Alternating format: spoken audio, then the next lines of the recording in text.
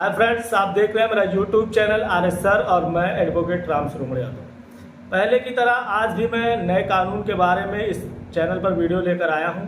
अगर आप मेरे चैनल पर नए हैं तो प्लीज़ मेरे चैनल को फटाफट सब्सक्राइब कर लें और आने वाली वीडियो देखने के लिए बेल आइकॉन ज़रूर दबाएं। विशेष रिक्वेस्ट पर मैं इस एक्ट को लेकर आया हूँ और इस एक्ट की पहली और लास्ट वीडियो हो, और अगर ज़्यादा जानकारी आपको चाहिए इस एक्ट के बारे में तो आप कमेंट करेंगे तो मैं उसकी जानकारी आपको कमेंट बॉक्स में अवश्य दूंगा।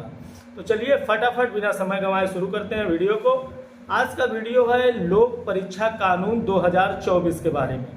लोक परीक्षा कानून ये वो कानून है जिसको सरकार ने इस उद्देश्य से लाया है कि परीक्षाओं में जिस प्रकार से नकल हो रही है, परीक्षाओं को किस प्रकार से पारदर्शी बनाया जाए और परीक्षाओं को किस प्रकार से परीक्षाओं में प्रयोग होने वाले अनुचित साधनों को रोका जाए, इसके लिए इस कानून को सरकार लेकर आई है।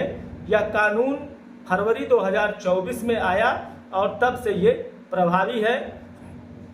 इसका मकसद, अगर इसके मकसद के बारे में बात करें तो इसका मकसद है बड़े सार्वजनिक एग्जाम को पारदर्शी बनाना और परीक्षा में अनुचित साधन का जो भी प्रयोग हो रहा है उस प्रयोग को पूरी तरह से रोकना इस एक्ट का काम है और इसी के लिए इस एक्ट को लाया गया है।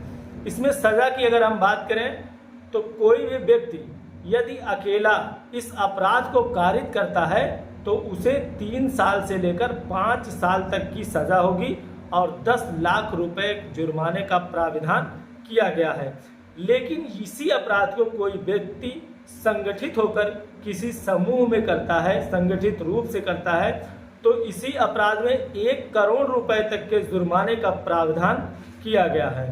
नकल पर किस तरह से नकेल कसेगा ये कानून, आइए इसके बारे में विस्तार से जानते हैं।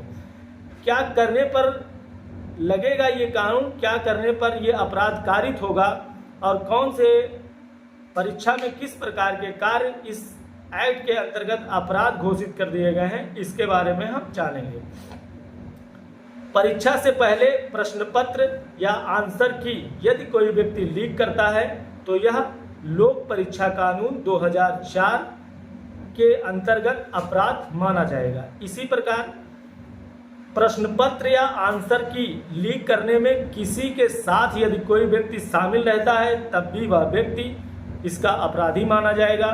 बिना परमिशन के प्रश्न पत्र या OMR शीट अपने पास रखना कानूनन अपराध होगा। वही व्यक्ति OMR शीट या प्रश्न पत्र को अपने पास रखेगा जिसके पास परमिशन होगा प्रश्न पत्रों और OMR शीट को अपने पास रखने का। यदि आपके पास नहीं है परमिशन तो आप इसे नहीं रख सकते और आपके पास यदि पाया गया तो यह अपराध होगा।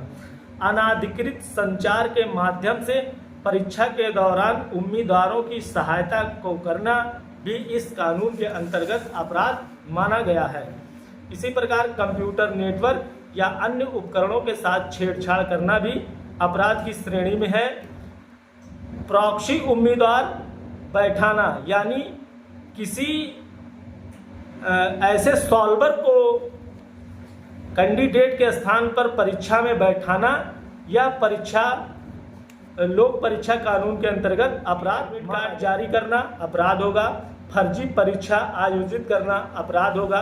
परीक्षा सूची या रैंक को लेकर नकली दस्तावेज जारी करना भी इस एक्ट के अंतर्गत अपराध की श्रेणी में आएगा।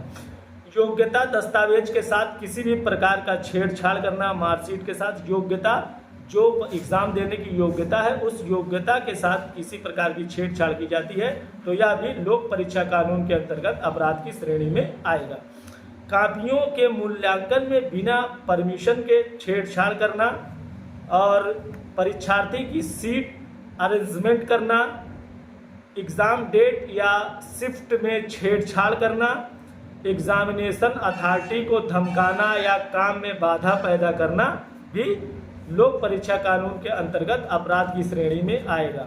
पब्लिक एग्जाम के लिए तथा सिक्योरिटी मानकों का उल्लंघन करना, ऐसा एग्ज़ाम जो पब्लिक एग्ज़ाम है और उसके लिए किसी प्रकार की सिक्योरिटी का प्रबंध किया गया है प्रशासन द्वारा, ऐसी सिक्योरिटी के मानकों का यदि आप उल्लंघन करते हैं तो यह भी लोक परीक्षा कानून 2004 के अंतर्गत अपराध की श्रेणी में आएगा। अधिनियम में परीक्षा से संबंधित गोपनीय जानकारी को समय से पहले सार्वजनिक कर देना भी इसी अपराध की श्रेणी में आएगा, जो लोक परीक्षा कानून है 2004। इस प्रकार से इन अपराधों को ये काम यदि परीक्षा के दौरान या परीक्षा से पहले या परीक्षा के बाद ये सभी कार्य किए जाते हैं तो निश्चित रूप से यह लोक परीक्षा कानून।